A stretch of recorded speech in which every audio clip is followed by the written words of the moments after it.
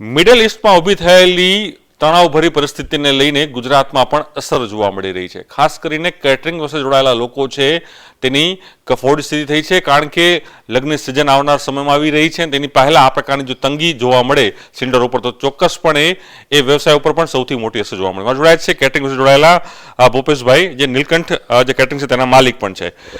ભૂપેશભાઈ, જે તણાવની સ્થિતિ ઊભી થઈ રહી છે, હાલ શું પરિસ્થિતિ આપણે જોવા મળી છે કેટરિંગ વ્યવસાયને લઈને? જે સિલિન્ડરો છે ગેસના, કારણ કે મુખ્ય પાર્ટ હોય છે તમારા વ્યવસાયને લઈને, શું સ્થિતિ છે અને કઈ પ્રકારની તકલીફો પડી રહી છે અત્યારે?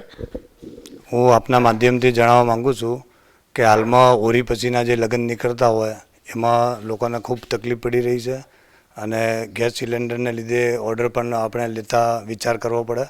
ગ્રાહકોને હજુ એસ્ટિમેટ નથી આપી રહ્યા લગ્નના, કારણ કે બાટલાની સ્થિતિ એવી છે. આઉટડોર જવું પડે છે ત્યારે બહુ તકલીફ પડે છે.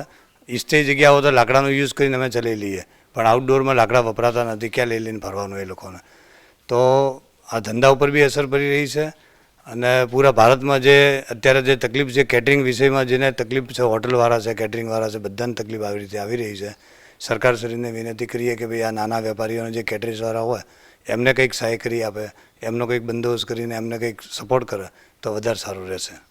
એટલે આપ સરકાર પાસે અપેક્ષા રાખી રહ્યા છો કે જે કેટરિંગ સાથે જોડાયેલા લોકો છે, જે કોમર્શિયલી ગેસ સિલિન્ડર ઉપયોગ કરી રહ્યા છે, તો એના માટે રાહત આપે તો એને પણ મળે ઇઝીલી, તે પ્રકારની આપ ડિમાન્ડ કરી રહ્યા છો. અને સાથે જ સ્થિતિમાં શું બ્લેકમાં બાટલા વધારે વેચી રહ્યા છે, લોકો આપી રહ્યા છે, એ પ્રકારની પણ આપણે કોઈ ફરિયાદ આપને આવી છે ખરી? બ્લેકમાં તો એવું તો હોતું નથી. અત્યારે કંપનીએ બંધ કરી દીધા છે એવું સાંભળવામાં આવ્યું છે, અને અમારા કેટરિંગ એસોસિએશનના બી બધા કામે અમારા લાગ્યા છે સેવા માટે. પણ જેની જોડે સ્ટોક પડ્યો હતો એ લોકો કંઈક પૈસા એક્સ્ટ્રા માંગીને આપતા હશે, પણ સ્ટોક હવે બધા જોડે ના હોય, કોઈક 2-4 જણ જોડે હોય, તો એવા લોકોથી આ નાનું નાનું કામ ચાલી રહ્યું છે, જે બ્લેકમાં પૈસા આપીને જે લાવવાનું થાય છે એમાં. હવે લગ્ન સિઝન આવી રહી છે, આપ કહી રહ્યા છો કે હમણાં લગ્ન સિઝન શરૂ થશે પછી માર્કેટની અંદર, અને સંઘો પણ નીકળતા હોય છે બહાર મોટા પ્રમાણની અંદર, એ જમણવાર પણ મોટા પ્રમાણ થતા હોય છે, તો એને લઈને કેટલી અસરો જોવા મળશે? અને કોઈ ઇન્કવાયરી આપને આવી રહી છે? ઇન્કવાયરીમાં આપણે શું લોકો આપણને કહી રહ્યા છે, આપ શું લોકોને જવાબ આપી રહ્યા છો? આ ચોટીલા માતાજીનો સંઘ નીકળે છે દર સાલ 16થી, પછી અહીંથી આપણે ગુજરાતથી આપણે રાજસ્થાનમાં સંઘ જઈ રહ્યો છે, તો એ લોકોને અમે વચ્ચે વ્યવસ્થા કરી છે, લાકડાની વ્યવસ્થા કરી છે. બાટલા નથી મળ્યા અમને, એટલે આવી થોડી તકલીફ છે. તો ગામડામાં તો લાકડા મળી જાય, પણ સિટીમાં ક્યાંથી લાવવા? એટલે પણ હવે લગ્ન સિઝન નવી આવી રહી છે, તેને લઈને શું આપ લાગી રહ્યું છે કે સ્થિતિ કેવી? હજુ જો આ લાંબુ ખેંચાય તો સ્થિતિ વણસે એવી છે, સ્થિતિ વિકટ થાય એવી છે? સ્થિતિમાં તકલીફ પડશે બધાને. લગ્નવાળાને બી તકલીફ પડશે, રોજગારવાળા કેટરિંગવાળાને બી તકલીફ પડશે.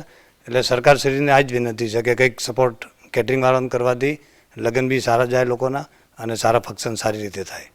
ચોક્કસ આપ જોઈ શકો છો, આ હતા ભૂપેશભાઈ પ્રજાપતિ. તેઓ કેટરિંગ જોડાયેલા છે, તો સ્પષ્ટપણે માની રહ્યા છે કે સરકારે હવે મધ્યસ્થી કરવી જોઈએ, અને જે ખાણીપીણી એકમો છે તે એકમોને સિલિન્ડર મળી રહે તે પ્રકારની વ્યવસ્થા કરે, કારણ કે લગ્નની સિઝનો આવી રહી છે, બીજા પણ અન્ય જે પ્રસંગો હોય તેની અંદર મોટા પ્રમાણમાં જમણવાર થતા હોય છે, તો એ વ્યવસાયને સૌથી મોટી માઠી અસર અત્યારે જોવા મળી રહી છે. પ્રણવ પટેલનો અહેવાલ, ન્યૂઝ 18 અમદાવાદ.